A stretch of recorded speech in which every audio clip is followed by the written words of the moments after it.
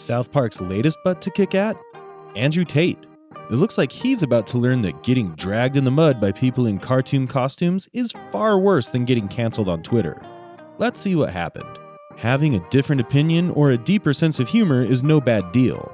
Still, it surely becomes a big deal when it comes to Andrew Tate, the former kickboxing champion who gained fame recently for his controversial opinions and statements on various topics. Tate has been known to stir up strong emotions and provoke heated debates. South Park has a history of targeting public figures and celebrities for humor and mockery. So let's find out in this video what exactly Andrew Tate has done to draw his attention to the show's creator. But before that, ensure you've subscribed to our channel and liked the video. Well, we all know that South Park's mockery portfolio is pretty diverse, and guess who recently got his butt kicked in the show? Yes, that's right, everyone's favorite misogynist, the toxic Andrew Tate. Well, for those who don't know who this alpha personality is, let's do a quick introduction. Andrew Tate is a former kickboxing champion and has won several international titles, but he became increasingly known for his controversial opinions and outspoken personality.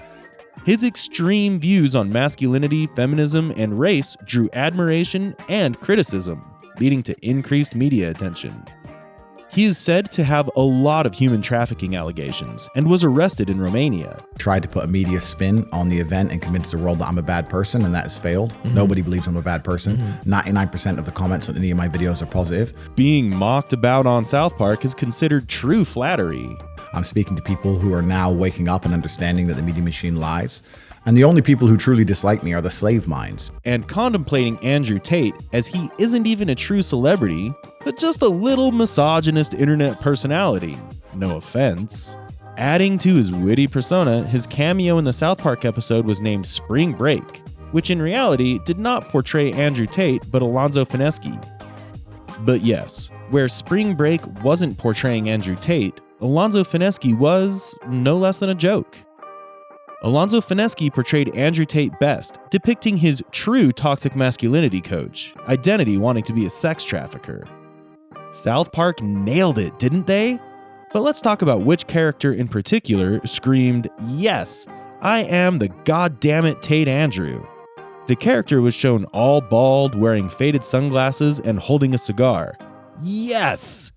Then Alonzo was shown talking about how he is trying to outline how male instincts in the contemporary world are taken as toxic.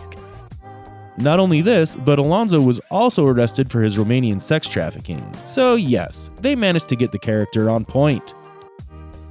South Park did an amazing job by casting Alonzo, and everyone loved the show, except for Tate himself, who was found explaining and justifying himself in the later shows and interviews. Another on-point episode of South Park that people loved was Where My Country Gone, portraying Donald Trump as Garrison Trump, a cartoon image of Donald Trump's head with a speech bubble that reads, "You're fired." The character wears a black jacket and a white shirt and is shown to have wrinkles. The episode depicts him building a wall to keep Americans out, and Mr. Garrison travels to Canada and kills him by having sex with him. And the most fun part is when Mr. Garrison replaces Donald Trump in the 2016 election, where he realizes that he has no clue what's happening and tries to get people to vote for Hillary Clinton, but ends up winning the presidency. Yes, exactly like how it happened in real life. South Park is very much known for its crude humor and satirical take on current events, which so much made us think of the epic episode played by Kanye West. Kanye West may be a musical genius, but he's not immune to being roasted by South Park, and must have spit out his fish stick if you watched the show.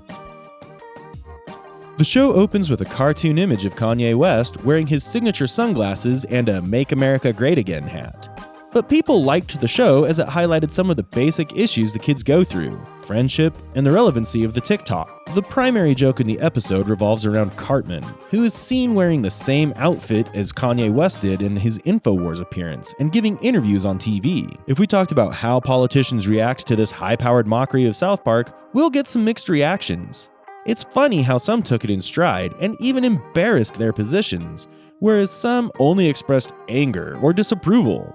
Just like how the previous vice president, Al Gore, joked around, saying he was thrilled to have been talked about in South Park. On the other hand, the former Secretary of State Colin was seen as furious for his being portrayed as a gun-toting maniac. So politicians parodied on South Park have generally accepted it as part of the show's humor and satire. It is worth noting that South Park has targeted politicians from across the political spectrum, so no one group has been singled out for particularly harsh treatment.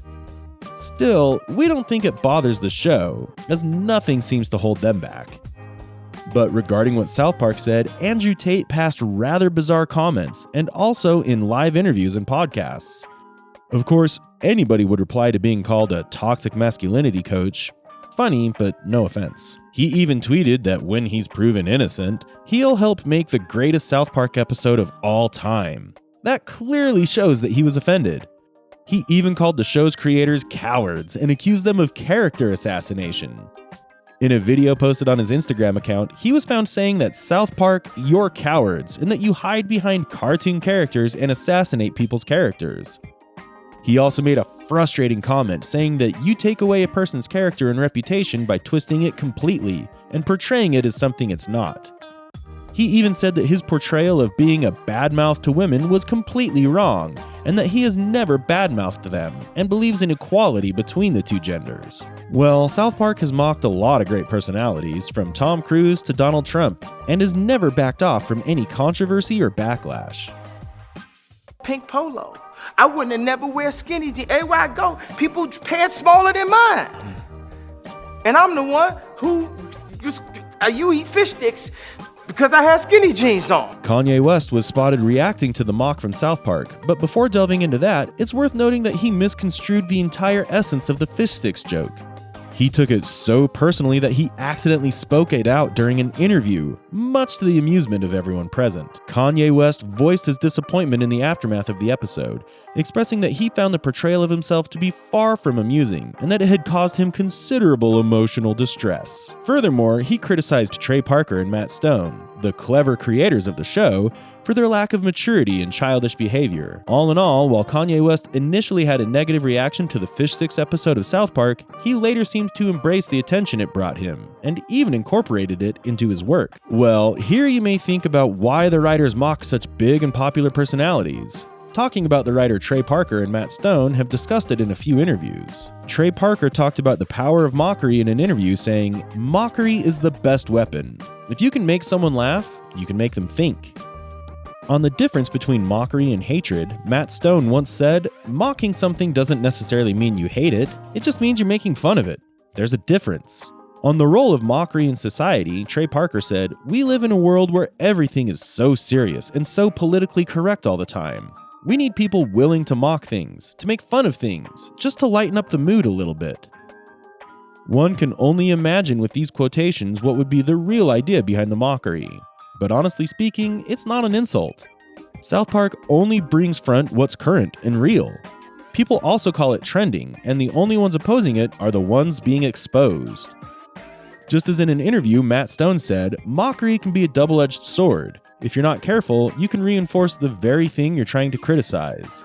That's why it's important to approach it with intelligence and humor." We're always, time after time, we're like, oh, of course that we got into another problem. Of course we did that. We didn't even mean to, but we never set out to do that. In another interview, they said mockingly that they never wanted to do it and that it just happened. And they continue saying that they never set out to do anything and eventually ended up doing it. These quotes indicate that Trey Parker and Matt Stone view mockery as a potent instrument for both social commentary and humor. Still, they acknowledge its potential as a sensitive and precarious undertaking if not executed carefully. Moreover, they also emphasized that the context and purpose of mockery are critical factors in determining whether it is effective as a means of social commentary or simply cruel and insensitive. They believe that satire and parody can be powerful tools for exposing the absurdities and hypocrisies of society, but only when used in service of a larger message or critique. Well, that was it for today. Talking about South Park is always a fun game, as it has always captured people's interest with its sharp satire. Nothing in the video was a personal hit to anybody, just the facts. And if you liked the video, we'd love to hear your thoughts in the comment section. And if you haven't already, hit the subscribe button and press the bell icon so you may never miss any rocking video that we bring and help you to understand what's currently cooking. Thanks for watching.